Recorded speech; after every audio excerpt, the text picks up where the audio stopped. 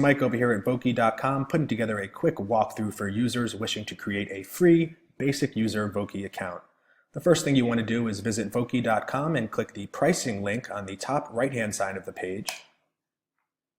Once you've arrived on the pricing page, locate the basic option on the far left-hand side of the page and click Get Started below that box. Next, you will be prompted to enter your contact information.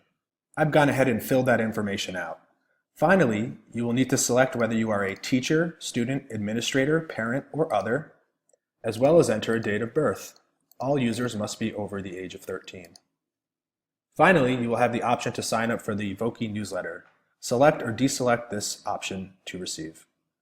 Finally, click Sign Up. Your basic free Voki user account has been created. Your login information is presented here. Please save this information or print for your records. You will also receive an email with this information.